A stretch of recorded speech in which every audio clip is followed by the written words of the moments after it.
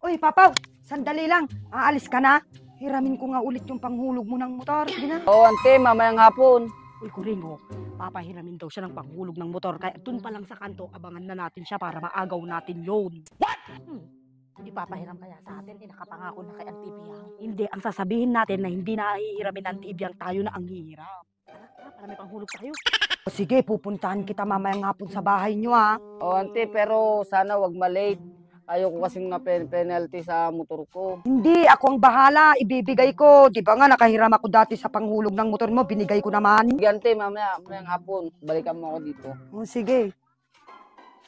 Ano ba yan? Nawalan pa ng gas yung motor ko. Uy, Papaw, sandali lang. Meron na ba yung panghulog mo ng motor? Hihiramin sana namin. Pabalik din namin agad. Naku, nagugulan ako sa inyo.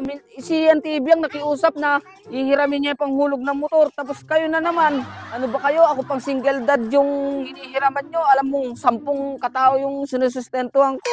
Puro panganay, 10 pa naman sila. Hindi ko naman sila anak lahat. Si Papaw, nakausap na kasi namin sa Auntie Ibiang. Ang sabi niya, hindi niya na daw hihiramin yung panghulog mo ng motor.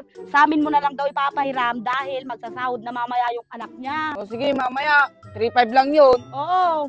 Ako rin, paghatian natin yun ha. May panghulog na tayo. O, pero pag nagkagipitan ko rin ha, wag kang aamin kay Auntie Biang. Oo. Naligtas na naman tayo. May panghulog na Oo. naman tayo. Hoy, nakita nyo si Papaw dyan, umuwi na sa kanila? Ay, di pa naman namin nakita, ante. Wala, Tignan niyo ante. po sa kanila. Baka mag-overtime yun. Sabi niya, maaga siyang hapon na oh. Wala. Ay, sandali, dyan muna kayo. Abangan ko na nga sa bahay nila, doon na ako magtambay. Akala niya hindi pa natin nahiram. Nahuli na siya. Ay, baka magalit yun. Hindi. Tara na, magtago na tayo. Init, nakakapagod sa trabaho. Hoy, Papaw, asan na yung hinihiram ko ay? Sabi ni Daniela at ni Kuring, hindi mo na daw ihiramin. Kaya naibigay ko na sa kanila. Ano? Binigay mo? Maganda ng usapan natin na pupunta ako dito sa bahay niyo at kukunin ko. Sabi mo kasi nagsahod na yung anak mo. Sino nagsabi? Yung dalawa. Ah? Ay, wala. Hinilo ka nila.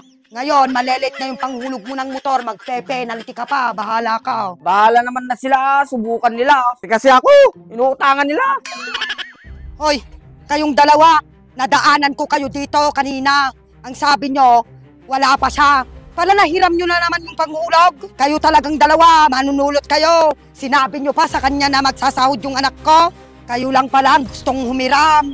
Pinagod-pagod nyo pa ako. Tinatanong ko kayo kanina dito. Ganun ang salita nyo. Awan babay nyo, nagpupuskurat ang rupa yo. Ano, hayaan mo kung masakit ilong niya para lalong lumaki.